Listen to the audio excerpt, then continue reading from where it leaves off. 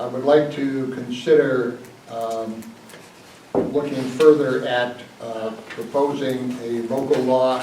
It's a one-year deal, I guess. The state says that they're year by year. Allowing us to, and in the words, and I like the words that are used here, authorizing, if determined necessary and or appropriate, the adoption of a budget for the fiscal year commencing in 2025 that requires a real property tax levy that's in excess of the amount otherwise prescribed in General Municipal Law, Section 3C. I think that I would like that put before the board for consideration, and to Don, maybe in terms of writing it up so that it is available. It simply says here, should it be necessary, and therefore we have it as in our back pocket. So I'm just bringing it up now. It doesn't have to be done now, but I'm putting it forth for consideration, and maybe Don writing up. Okay, just in my view, I think it's premature, because if every municipality did this in their back pocket every year, it basically renders the tax cap meaningless. Because you can override it just by you don't even need just by a majority vote, because you've already done the local law, even if you don't need the local law. And we're going to, so think about it at the public hearing. So what's the public hearing going to be? You're going to tell the public, well, we probably aren't going to need it, but this is just in case. Well,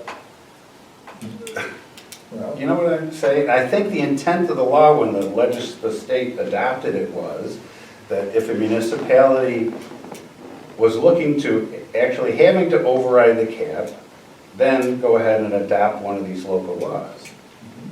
You've got till the end of April to do it. So why doing it in January? No, I was just saying to bring it up in the next couple meetings, but Right. we just wanted to know if we could rewrite it, that's all, because what it says on there is to protect us in the event where something happens, it gives you the flexibility. And if you do wait until April, because it has to have a public hearing and be sent to the state, so we're just hoping to do it more in February or March. I'm just proposing and throwing this out now for consideration. I understand that. That's all. Possibly having something in our back pocket that we can, in the end of February or March, consider. Should we? But if you don't feel that, we were just trying to get it as our practice every year, but if you, I see your point though. But then if you do, then you're in trouble, which I sent you those. But one of them explains that in the event where you do and you don't pass the local law, then you're in trouble. So, whatever you guys want to do. So I'm just putting it out right now. Well, again, to me, it makes the tax cap kind of superfluous. That makes sense. Because you can simply override it every year by just a majority vote, because you've already taken this resolution even way before your budget. You even know what's going to be in your budget and where the budget is in relation to the tax cap. So I was just saying, get down the road a little bit till Danielle's actually started to work up a budget, and if she says, hey, maybe we better do this because we're close, okay, then you can explain it to the public that way. Other than, oh, we got it in our back pocket, well, okay. Yeah. But I guess if We're also making I'm a taxpayer, I'd be thinking, well, wait a minute, there's a reason for this tax cap, is to try to control spending. But if you've already taken a local law to override it, how is the tax cap now trying to control spending? Oh, good point. Good point. Daryl went in for the layup and Don went. Wow. Well, Don, you have the opportunity here So to formulate something that could be boilerplate. I understand, For that, the and I will do in that. the I just, we look to Danielle, like, when do you, I don't know what the budget calendar is So- for when you think. We do, you guys have had the budget calendar. We start budget workshops, I think, in the middle of February, so in another month, we'll start meeting about the budget. 18th. And we can certainly have this conversation at one of the workshops in order to plan it from there. Surprised you didn't do your research, I would usually tell us, there's 22 municipalities that do this.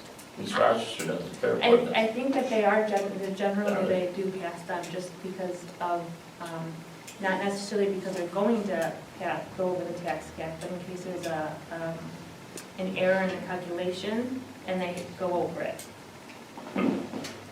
So it's more of a, I think there's other things that protect that, isn't there? Would be an error.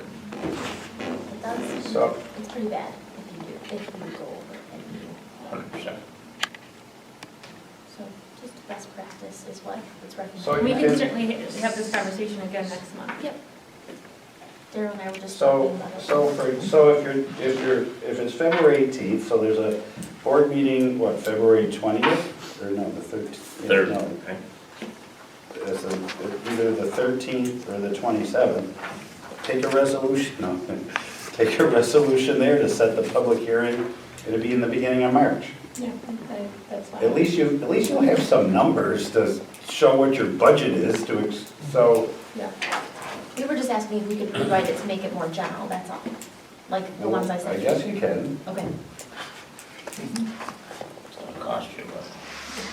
doesn't always. Not that we were setting any date tonight, it was just something that was brought up so that you have an opportunity to write something, and it would be then something that we could use in the future. And I kind of like the way in which this is written. Okay, so we had a discussion, we will move on.